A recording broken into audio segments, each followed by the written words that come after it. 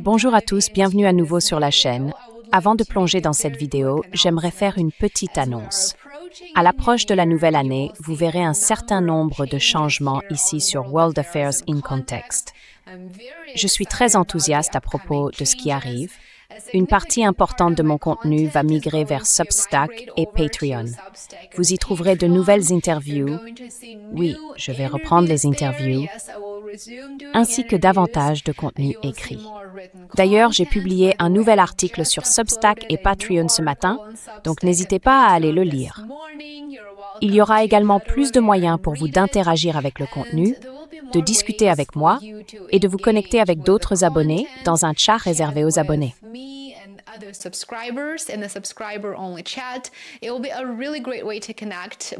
Ce sera un excellent moyen de se connecter avec des personnes partageant les mêmes idées et d'échanger vos réflexions et opinions. J'inclurai les liens vers Substack et Patreon dans la boîte de description sous cette vidéo. Assurez-vous d'être abonné. J'ai hâte de vous retrouver sur ces deux plateformes. Pendant des décennies, le Japon a été le facilitateur discret de la prise de risque mondiale. Alors que le reste du monde alternait entre périodes de prospérité, de crise et de resserrement monétaire, le Japon est resté pratiquement figé dans le temps. Et bien sûr, je fais référence à des taux d'intérêt proches de zéro, à un financement bon marché et à une invitation ouverte à emprunter des yens pour ensuite investir littéralement n'importe où dans le monde, ce qui a rendu possible le yen carry trade.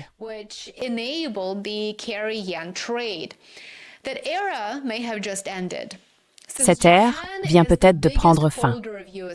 Comme le Japon est le plus grand détenteur de bons du Trésor américain, autrement dit, de la dette des États-Unis, la question est désormais la suivante. Le Japon va-t-il provoquer l'effondrement de l'économie américaine? Analysons ce qui vient de se passer et ce qu'il faut surveiller. Cette semaine, la Banque du Japon a relevé son taux directeur de 25 points de base à 0,75%. C'est le niveau le plus élevé depuis 3 décennies. Sur le papier, ce chiffre semble encore modeste, rien d'extraordinaire. Mais les marchés ne se basent pas uniquement sur les niveaux, ils se basent sur la direction. Et la direction vient de changer. Le gouverneur Kazuo Ueda a tenté d'en atténuer l'impact. Il a déclaré que les taux d'intérêt réels resteraient nettement bas, mais personne n'a manqué le message en écoutant attentivement.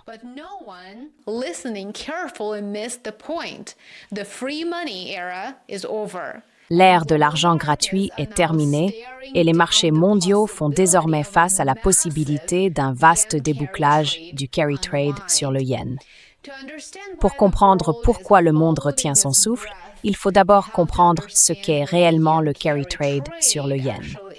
En termes très simples, il s'agit d'emprunter de l'argent dans un pays où les taux d'intérêt sont extrêmement bas, comme le Japon, et d'investir cet argent dans des actifs offrant un rendement plus élevé ailleurs. Pendant près de 30 ans, le Japon a offert un financement presque gratuit.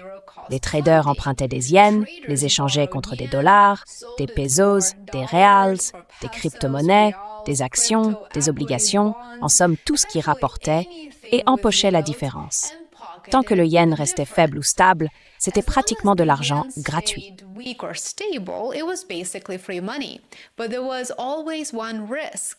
Mais il y a toujours eu un risque. Si le yen se renforçait, ses bénéfices pouvaient disparaître du jour au lendemain.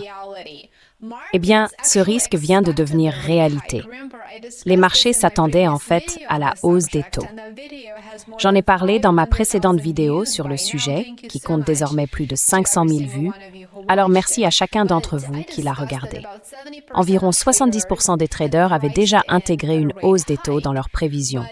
Mais souvenez-vous, les attentes et la réalité sont deux choses très différentes.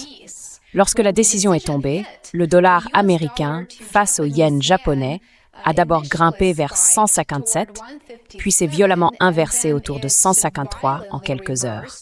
Cette fois, la hausse des taux a un impact bien différent de la précédente.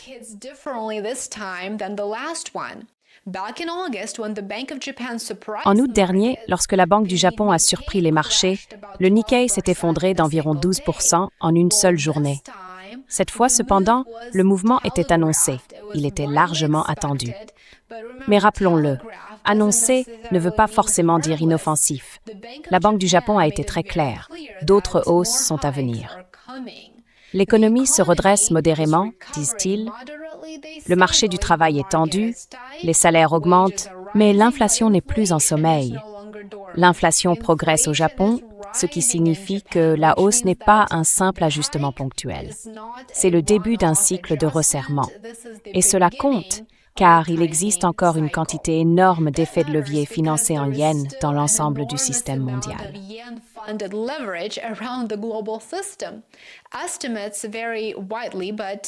Les estimations varient considérablement, mais même les calculs les plus prudents évaluent à plusieurs centaines de milliards de dollars les positions de carry trade en yens encore en cours. Par exemple, Morgan Stanley estime qu'environ 500 milliards de dollars sont toujours actifs aujourd'hui. D'autres soutiennent que le chiffre réel, une fois les produits dérivés et les expositions indirectes inclus, pourrait atteindre plusieurs milliers de milliards. À 0,25%, le carry trade allait de soi, c'était de l'argent bon marché. À 0,75%, ça peut devenir légèrement inconfortable, mais à 1,25% ou plus, niveau dont les marchés parlent désormais ouvertement pour 2026, les calculs commencent à ne plus tenir. Donc oui, lorsque le carry trade en yens se défera, l'économie américaine réagira. Et elle réagira mal, très mal.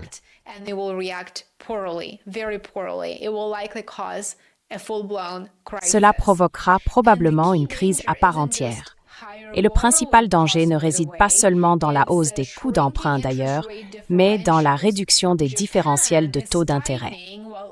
Le Japon resserre sa politique monétaire tandis que d'autres banques centrales font une pause ou baissent leurs taux.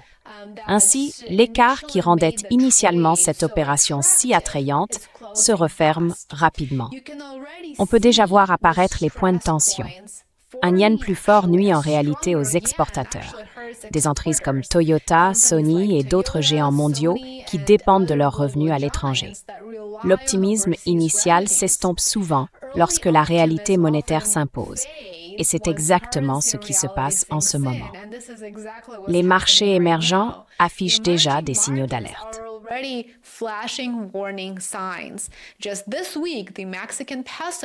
Cette semaine seulement, le peso mexicain s'est affaibli, le réal brésilien a reculé et la livre turque a chuté. Ces devises étaient des cibles prisées pour les opérations de carry trade, financées par du yen bon marché. À mesure que les coûts de financement augmentent, la demande disparaît. Le marché obligataire envoie son propre message. Le rendement des obligations d'État japonaises à 10 ans est déjà proche d'un plus haut de 18 ans, autour de 1,95%. Et voici le paradoxe. Des rendements plus élevés rendent les actifs japonais plus attractifs pour les investisseurs japonais. Cela signifie qu'ils souhaitent rapatrier leur argent, car ils anticipent des profits plus élevés sur les actifs domestiques. C'est là que réside le véritable risque de contagion. Le Japon détient l'un des plus grands volumes d'investissement à l'étranger au monde, environ 4,9 billions de dollars étrangers.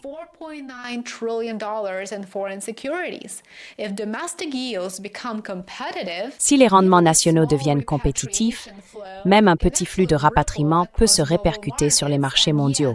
Et oui, l'économie américaine en sera affectée.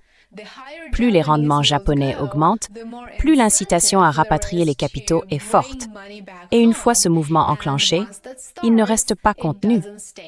C'est pourquoi les stratèges prennent actuellement la Banque du Japon plus au sérieux que la Réserve fédérale. Ils avertissent qu'un virage restrictif du Japon pourrait représenter une menace plus importante pour les actions américaines que la politique américaine elle-même. Cela peut sembler dramatique, certes, mais la logique est simple. Le resserrement de la Fed est connu, modélisé et largement intégré. Celui du Japon constitue un changement de régime. Faut-il donc s'attendre à un crash? Pas nécessairement, à mon avis. Le carry trade ne devrait probablement pas exploser du jour au lendemain.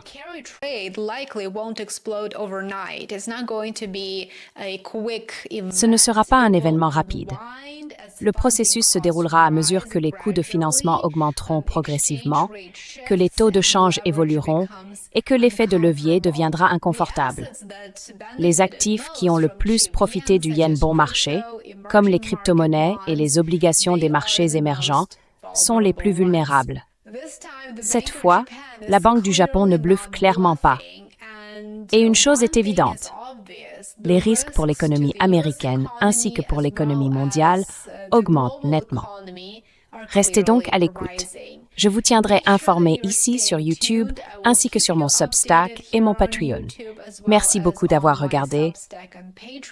J'apprécie vraiment votre présence et votre soutien à mon travail. Je suis profondément reconnaissant envers chacun d'entre vous qui êtes devenu abonné payant. Merci infiniment. Passez une excellente journée. Et on se retrouve ici demain. Prenez soin de vous. And I will see you back here tomorrow. Take care.